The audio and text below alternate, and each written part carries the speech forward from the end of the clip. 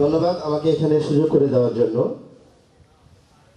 আজকে এই যোগ ফাউন্ডেশনটা কুমিল্লার উৎপত্তির মূল যে প্রতিষ্ঠাতা আমি বলে মনে করি সেটা হচ্ছে আমাদের জহির ভাই এবং সাথে সহযোগী মাহফুজ ভাই এবং আমাদের যেই সদস্যরা আছে। আমি সর্বপ্রথম স্রষ্টার কাছে কৃতজ্ঞতা জ্ঞাপন করি যে এই যোগ ফাউন্ডেশনটা বাংলাদেশে প্রতিষ্ঠিত, কুমিল্লায় প্রতিষ্ঠিত করার জন্য জহির ভাই যে অক্লান্ত পরিশ্রম করেছেন সেজন্য ওনাকে ধন্যবাদ দিয়েও ছোট করা যায় না। এই যোগ শব্দটি মূলত সংস্কৃত শব্দ। এই শব্দটি ভারত, প্রাচীন ভারত, আমাদের যে ভারত থেকে উৎপত্তি আজ থেকে 5000 বছর আগে, 5000 বছর আগে। বর্তমানে এই যোগটি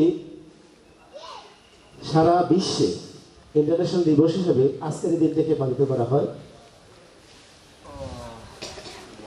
মূলত যোগের উৎপত্তি শুরু হয় আধ্যাত্মিক সাধনা থেকে। ধ্যান, ধারণা, আত্মার সাথে যোগ স্থাপন করাই এই যোগের মূল লক্ষ্য। সেই আধ্যাত্মিক থেকে আজকের যোগ প্রতিষ্ঠা হয়েছে। কথায় হচ্ছে দেখা হয়নি চক্ষু মেলিয়া, গড় হাতে দুপা ফেলিয়া, একটি দানে দুটি হিসের বিন্দু। আমরা আমাদের শরীরকে ভালো রাখার জন্য, সুন্দর রাখার জন্য, আমাদের চেহারাকে আরো সুন্দর করার জন্য কত রকম প্রসাধন ইউজ করি। একবার কি আমরা আমাদের শরীরের বাহিরটা বাদ দিয়ে ভিতরকে চিন্তা করে কখনো দেখেছি যে আমাদের ভিতরে অনেক ময়লা আবর্জনা আছে, যার কারণে আমাদের বিভিন্ন রোগ ব্যাধি হয়। সেই রোগ ব্যাধি থেকে বাঁচার জন্য আমরা কি করতে পারি বা কি করেছি? কয়জন লোক দীর্ঘ শ্বাস ফেলে, দীর্ঘ শ্বাস নিয়ে তার শরীরের ভিতরকে ভালো করতে পেরেছে? কয়জন করেছেন? আমার তো মনে হয় না যে কোনো এক সময় নিঃশ্বাস করে শ্বাস নিয়েছেন। তাহলে আমাদের শরীরটা ভালো থাকবে কি করে? ভালো থাকার জন্য, ভালো রাখার জন্য আমরা আমাদের প্রতিও যত্ন রাখা উচিত। আমরা বিভিন্ন কাজের পরিপ্রেক্ষিতে নিজেকে ভুলে যাই। আমারও তো একটা দেহ আছে, আমি তাকেও তো সময় দেওয়া দরকার। আমরা ডাক্তারের কাছে যাই কোনো অসুখ হলে, এই অসুখটা কেন হয়েছে, কিভাবে হয়েছে, তার উৎপত্তিস্থল কিভাবে সমাধান করা যাবে, আমরা কখনো কোনোদিন চিন্তা করার সেই সুযোগটাও আমাদের হয় না। কেন হয় না? আমরা অজ্ঞ এই কারণে যে আসলে এই স্বাস্থ্য নিয়ে লেখাপড়া করা ছাড়া সেটা জানাও সম্ভব না। আর আমি মূলত এই ইয়োগা ফাউন্ডেশনে আসার পর আমি যেটা রিয়েলাইজ করতে পেরেছি সেটা হচ্ছে আমার বড় সমস্যা ছিল সাইনাসিটিক প্রবলেম। আমি কয়েকবারও এখানে উল্লেখ করেছি। ঠান্ডা, কাশ, অ্যালার্জি কন্টিনিউ ছিল।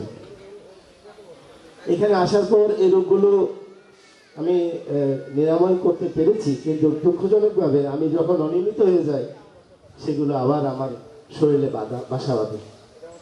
তাহলে আমি বুঝতে পারলাম যে আমাকে অবশ্যই এই কাজটা করতে হবে, যে কাজটা আমাকে সুস্থ রাখার জন্য যা করা দরকার সেটা আমি করি না, সেটা আমরাও করি না, অনেকেই করেন না। রোগ ওষুধ খেলে ভালো হয় সেটা আমরা সবাই জানি, কিন্তু প্রত্যেকটা ওষুধের গায়ে আমরা দেখি সাইড এফেক্ট অবশ্যই আছে, পার্শ্ব প্রতিক্রিয়া আছে, সেটা আমরা একবারও খেয়াল করি না। আমরা নিজের অজান্তে নিজেকে ক্ষতি করছি।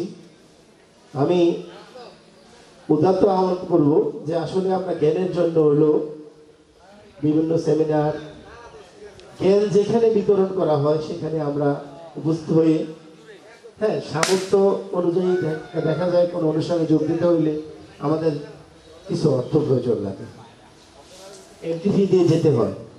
কিন্তু এই সামান্য একটা শব্দ অর্থ আমার অনেক কিছু এনে যেতে পারে।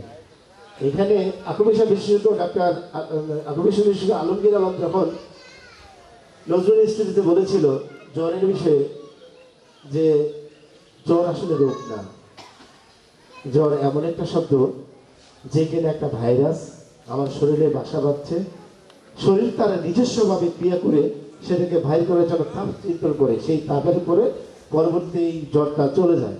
আমরা কি করি? সহ্য করতে পারি না, সেই সামর্থ্য নাই, যেখানে দ্রুত ডাক্তার কাছে যাই, ওষুধ খাই এবং সুস্থ হই। সেই একটা অসুখ সুস্থ রোগকে ভালো করতে গিয়ে আরেকটা রোগেরও সৃষ্টি করে। সেই জন্য আজকে আর ইন্টারন্যাশনাল দিবস হিসেবে 21শে জুন কুমিল্লায় পালিত হচ্ছে এবং সারা বিশ্বে এই দিবসটা পালিত হচ্ছে।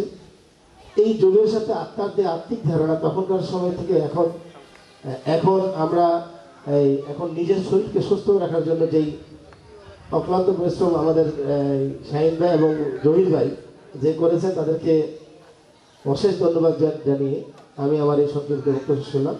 ধন্যবাদ। আসসালামু আলাইকুম।